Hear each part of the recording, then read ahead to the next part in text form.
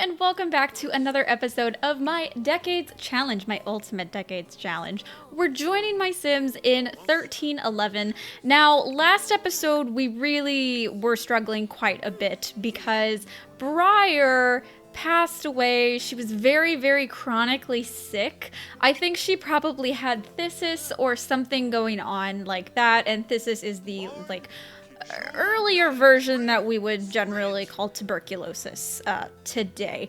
Of course, not necessarily the same thing, but think tuberculosis when I say phthisis, you know?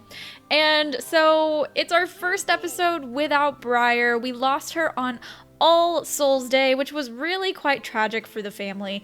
And you can see that Adric is really struggling with the loss of his wife. He's got a lot of pretty negative moodlets going on, as do all of the kids. You can see all of them are properly miserable. So we've got 3 kiddos. Here we've got Ildabad, and it's actually Harvest Fest already. Can you believe the time is just flying by?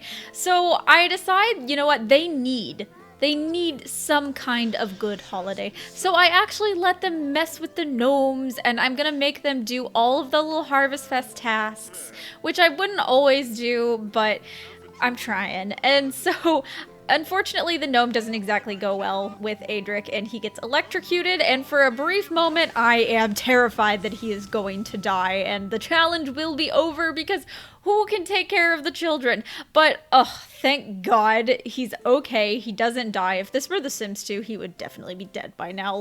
There would be no hope. But we are surviving on anyways. The kiddos have a little bit better luck. John and Ildabad have some pretty happy gnomes for themselves, and we actually have a little bit of spare money. So I decide that since this is kind of a bit of a farming family, we would spend a little bit of that money on some seed packets and some dirt, so we could actually have a nice little crop area that looks like it's for crops, you know? So we buy a couple seeds. We're gonna plant some celery, some parsley, some, I think, peas or beans or something like that. Maybe a few carrots, maybe some onions, just some general stuff. Unfortunately, John is taking the loss of his mother really hard. John has seen 3 of his siblings pass away at this point, and his mother. He's taking on a lot of responsibilities around the house as the oldest sim, or as the oldest child, and so he's doing a lot of laundry, which, gosh, he doesn't like. I mean, I can't exactly blame him because I don't like doing laundry either, as you can see my unmade bed behind me. Adric also hates gardening. He actually kind of hates everything that is a domestic task around the house, and I'm not exaggerating when I say everything. He hates gardening. He hates repairing things. I think he likes cooking, maybe. I hope he likes cooking at this point.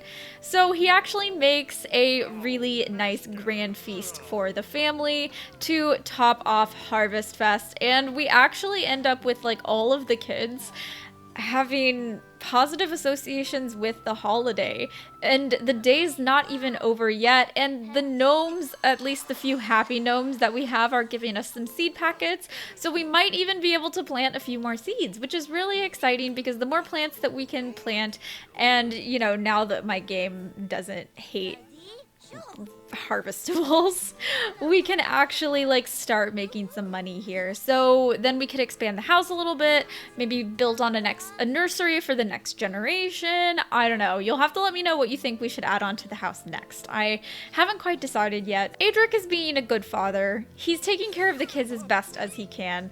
And Briar even makes herself a little appearance every so often to check in on the kids, check in on her former husband, and you know what? She's generally a happy ghost. Sometimes she breaks a lot of stuff, but not always. And so we actually do expand our little garden just a bit here. And I decided to take a lot of these plants that we have already and put them in the garden. Ildabad gets to check in with his ghost mom. We also have Ghost Sharon, the lady that just randomly dropped dead last episode or two.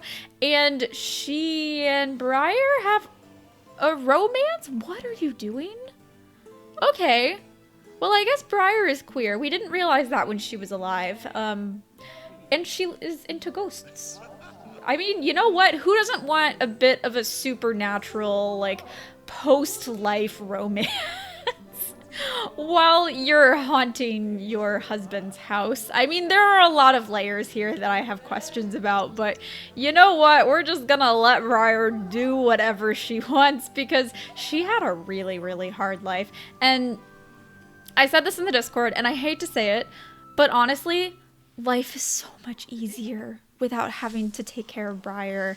Like, chronically ill Briar, I think, is probably who was responsible for literally all of the chaos around the house because she couldn't take care of the toddlers, she couldn't take care of the kids, she couldn't take care of like any household tasks, and so I was micromanaging her because every 2 seconds she was passing out. And instead, now we have 2 children who are old enough to actually take care of some of the gardening and taking care of the chickens. I let John take care of the chickens most day. That's kind of his little chores for the day. And I also have gotten a lot of really great mod suggestions from you guys. I played a little bit ahead, so I haven't downloaded them all yet, but I'm going to be downloading. Someone recommended this really great chore mod. I also downloaded this like medieval cookbook mod, which, oh my god, is so cool. Look at all of these tarts you can make.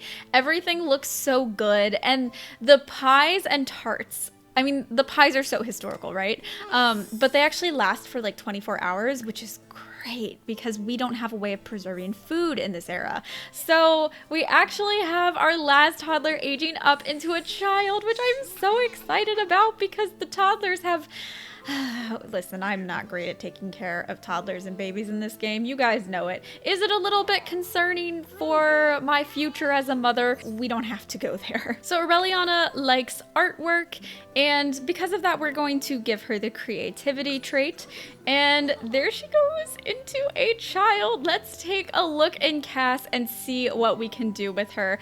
And also, this is another part of the like medieval cookbook mod that I downloaded, so you can send people to the market and stuff. So we send Daedric off to the market immediately while we are taking care of Aureliana's outfits and hair and stuff. So we just like, we give her a couple little freckles and a little nose mask, and I think she looks a lot like her dad, actually. Like, she's as pale as her mom, but like her eyes and her face shape, I think, is very, very much Adric, which is interesting because I think the boys look a lot like Briar, and it's kind of nice. Like, it's kind of cute. I don't know. So we give her this really long little braid, which I think looks adorable on her. I just wanted something kind of sensible, kind of, you know, out of the way, but also still loose because she is in the lower class, you know?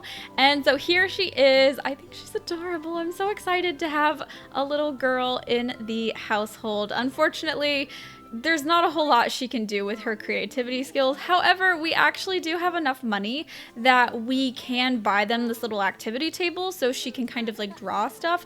Now, like, would this really be historically accurate? Not really. I mean, they wouldn't necessarily have access to like paints and stuff like that very easily, or like egg tempera paints and stuff. So we're just going to like pretend that she's painting with like berries and mud and like natural resources like that. I also get them a clump of clay. Oh, she likes mischief? I mean, okay, we can let her like mischief. I'm fine with that. That's a very interesting development with her personality that I wasn't anticipating, but you know what? Why not give it a go? Why not give it a go? So Adric is taking care of a lot of cooking around the house. We have been almost exclusively using stuff from the medieval cookbook, or like, it's like the Yield cookbook or something like that. If any of you guys want to just like ping me in the Discord and I can link it for you. It's been pretty good, honestly. And some of the custom interactions with it like just look really nice. Like, it's well modded. Everything looks pretty. I mean, look at that dough. The dough actually looks really nice. I'm very impressed with this mod. Please ignore me. I also like cooking is one of my favorite things in the Sims franchises, especially like in the Sims 3 and the Sims 4, because there are so many great recipes you can make. So that's partially why I'm so excited about this really small thing, but it's okay. You know what? It is what it is. Adric is spending as much time as he can with the kids. I think he's recognizing that the kids are struggling a little bit without their mom. And so he is being a little bit more cuddly than he usually would. He's not necessarily the most family-oriented sim that I've ever had, but he can still recognize when, like, John is just having a bit of a rough time, and so he gives them a little bit of a cuddle. Now, on the other hand, we also need to take care of some of Adric's needs. So we sent him to the pub. Now, not everyone looks historical. You're just gonna have to work with me on that because there's a lot. I keep meaning to go in and checking everyone out and changing their outfits and stuff, but like it's such a pain. So we're really only gonna work on that mostly for Sims like related to the family and like directly interacting with the family. I do a little bit of a scope around the town market and everything because I am thinking, and a lot of you guys had this suggestion too, that Adric needs a second wife to take care of everything. This, like, the house could use really some more help, and that was a perfectly valid reason to get married in this era, just to make sure things are taken care of, make sure the kids are taken care of. Like, it was hard to run a household in the 1300s, and like everyone wants to be taken care of, you know? It's totally fine. So we do a little bit of a scope around here, and I think we decide to kind of settle in on one sim in particular, and her name is Gretchen. We do have quite a lot of sims running around here, but not a lot of women. And so Gretchen is the one with the gray hair here. Her name is Gretchen Goth, and she's actually Bella Goth's daughter. And so we'll of course have to do quite a lot of work on her because she is playing fast and loose with the accessories in this neighborhood. But you know what? They have like a little bit of a nice relationship so far. They start off well. They actually start off a little bit flirty. You can see that her mood is flirty at the moment. And so Adric is feeling pretty good about this. And he's pretty excited. Now, one thing that does concern me about Gretchen is that she has the evil trait. Now, does that really deter me in this situation? Not really, because there are very few women here who are eligible, and, like, she's actually a young adult.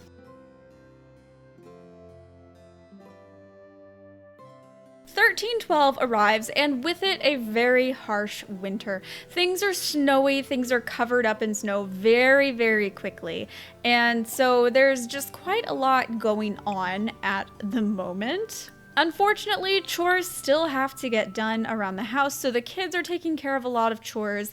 However, it's been about a year since he met Gretchen, and he's really excited to continue pursuing this relationship, and he knows we need to kind of step things up a little bit quicker. So he invites Gretchen over, and now that we recognize Gretchen might be around for a little while, we do send her into Cass and dress her up a little bit. I wanted to keep the spirit of, like, her big poofy hair and everything. And looking at her sisters, she was either going to have black or brown hair, so we just went with brown. I'm not sure what color of hair she has naturally, but it's one of these two. We'll figure it out. So I just go with some brown, like a nice kind of like light, like chestnutty brown. And here she is. I think she looks gorgeous. She's a really, really pretty sim. I mean, Rohan Elderberry, and and Bella Goth is not a bad mix. And so they actually get along super, super well. And we end up asking her to be our girlfriend, which was a little bit fast. But you know what? I felt like Adric is really motivated to kind of like get a woman in the house to take care of the kids and maybe have a few more kids of his own. He's really excited to like make sure that his family line does stay viable, and that's something that would be a bit of a challenge otherwise, because I'm very scared of mortality rates and illnesses in this game. I'm not going to lie. And so yeah, they're really sweet together. She's a little bit batty. I mean, it's not bad. Like, her evil trait isn't really that terrible. The kiddos are a little bit shaken. They understand socially that it makes sense that their father would remarry. In particular, Aureliana is really struggling seeing her father, you know, be with someone else. And especially someone who does have some kind of odd behaviors. So Gretchen, I keep catching mourning at the children and even Briar's grave, which is weird because Gretchen didn't know any of them. So why she's over here mourning for Winthrop, I don't really know or understand. It's a bit strange, but yeah, it's not the thing that makes the most sense. As you can see here, little Aureliana is very displeased with the situation. Her father, of course, kind of told her, like, listen, we are in a relationship now. And then I check and she actually has this kind of like heart moodlet. And so I do go in and I check just to see who it's with, because one of her family members is upsetting her with their presence, and I don't know who. Oh my god, it's her father. So she must be hurt that her father is starting to move on from their mother, because it feels like just yesterday that Briar passed away, even though it was really only like 1 year ago, 2 years ago at this point. So it's socially fine for him to be moving on. I think Aureliana's just really personally struggling, grappling with her mom's death and all of that. John is pretty well adjusted, other than the fact that he is constantly screaming. He's also a little sick because everyone is just sick in this neighborhood. It's proper tragic. And we have some extra eggs that we can actually hopefully do some hatching with to get some more chickens. The kiddos are actually very close, which is really nice to see. I know John and Ildibad had some bitter sentiments toward each other. However, they do seem to have moved on from those sentiments and are working on their relationship. They're very, very close. They're all pretty much best friends. And not everything is doom and gloom and chores around the house these days.